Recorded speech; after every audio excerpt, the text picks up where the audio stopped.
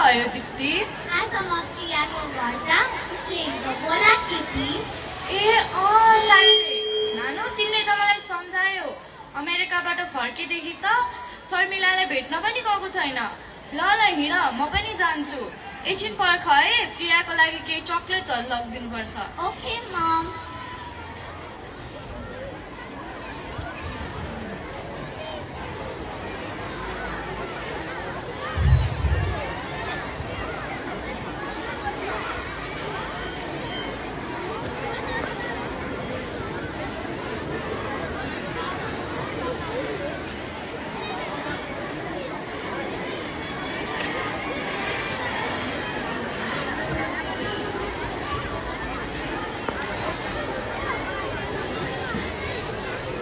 शर्मिला, शर्मिला।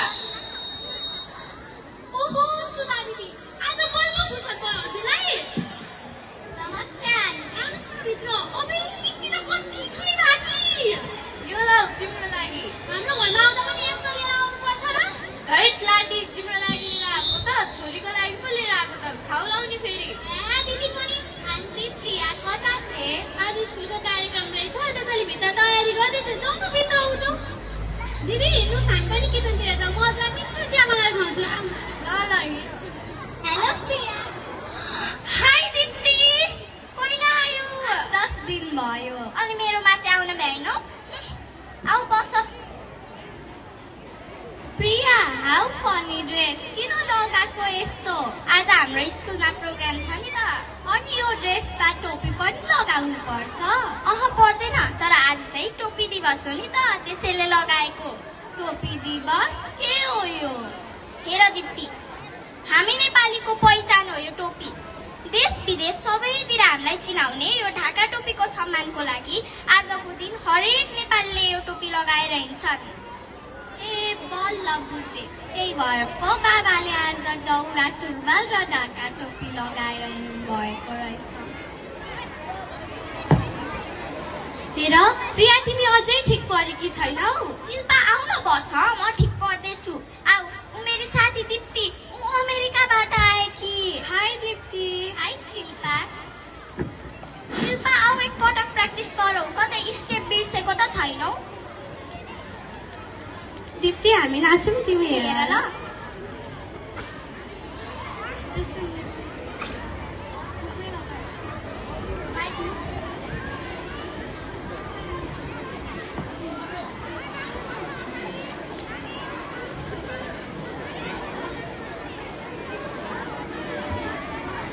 मेरो टोपी कैलाशको शिर जस्तो, मेरो टोपी हिमाली भिर जस्तो, कहिले पनि झुक्न नजान्ने, कहिले पनि रुक्न नजान्ने मेरो टोपी नेपाली भिर जस्तो।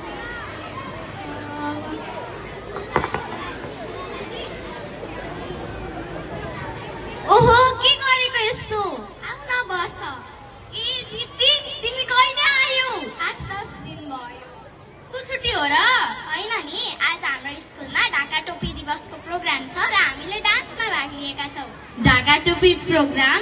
अरे यस्तो प्रोग्राम पनि हुन्छ र तिमीहरूको स्कुलमा? हाम्रोमा त हुँदैन नि सुनिता। त्यसैले त हाम्रो बुढा नीलकण्ठ राम्रो बुढा नीलकण्ठ हो नि। हाम्रो बुढा नीलकण्ठ स्कुलमा आजको दिन त भव्य रूपले मनाइन्छ। आफ्नो देशको शान झल्काउन टोपी लगाई विभिन्न वेशभूषामा सजिएका विद्यार्थीहरूलाई देशभक्ति नारा लगाउँदै नगर परिक्रमा पनि गराइन्छ। विभिन्न देशभक्ति र सिर्का भएका गानामा नाचगान पनि हुन्छ। हो र? अर्को के हुन्छ तिम्रो स्कुलमा? हाम्रो स्कुलमा त केही पनि हुँदैन। टोपीको महत्त्व दर्शाउने नाटक पनि हुन्छ नि है प्रिया? हो त, हाम्रो बुढा नीलकण्ठ स्कुलमा टोपीको महत्त्व हामी नेपालीलाई कति हुन्छ भन्ने सम्बन्धमा नाटक मार्फत जानकारी पनि गराइन्छ। अहिले हाम्रा पुस्ताले हाम्रो पहिचान नबिर्स्यो भन्नलाई विविध कार्यक्रम गर्दै आइरहेको छ। त्यसैले त मलाई हाम्रो स्कुल मनपर्छ। ओहो, तिम्रो स्कुल त साँच्चै राम्रो रहेछ। म पनि मेरो बाबालाई भनेर अर्को वर्ष तिम्रो स्कुलमा नाम लेखाउँछु नि। हुन्छ नि। मलाई पनि तिम्रो स्कुलको कार्यक्रम हेर्न मन लाग्यो। के तिमी मलाई लिएर जान्छौ?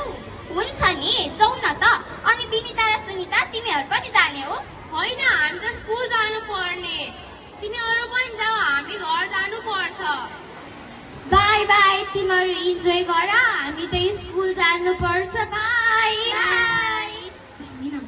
मलाई पनि तिम्रो जस्तो कल्चरल ड्रेस र ढाका टोपी लाउन मन लाग्यो। हुन्छ नि, म आफ्नो स्कुलको डान्स टिचरलाई भनेर यस्तै कल्चरल ड्रेस र ढाका टोपी मगाइदिन्छु। तिमी जहाँ सुकै बसे पनि आफ्नो देश र यहाँको कला संस्कृतिलाई कहिले पनि बिर्सिन हुन्न। यो कुरा चाहिँ याद राख है। यो ढाका टोपी हाम्रो स्टाइलको लागि लगाएको होइन, यो हाम्रो सानो सगरमाथा जस्तै उच्च ढाका टोपी। मलाई त यो टोपी किन लगाएको थाहा नै थिएन। मैले बल्ल यो टोपीको महत्त्व बुझेँ। अब त म मेरा सबै अमेरिकन साथीहरूलाई सानले भन्न सक्छु। थ्याङ्क यू प्रिया, मलाई यो टोपीको बारेमा जानकारी दिन। वेलकम। प्रिया छिटो गर, ढिलो हुन्छ नि फेरि। हामीलाई ढिलो भइसक्यो। मम्मी, हामी जानु लागेको ल। दिप्ती पनि हामीसँगै जान्छन्। हाम्रो चिन्ता नलिनु है मामु, हामी गउँला, हामीलाई ढिलो भयो। बाई मामु। Bye aunty.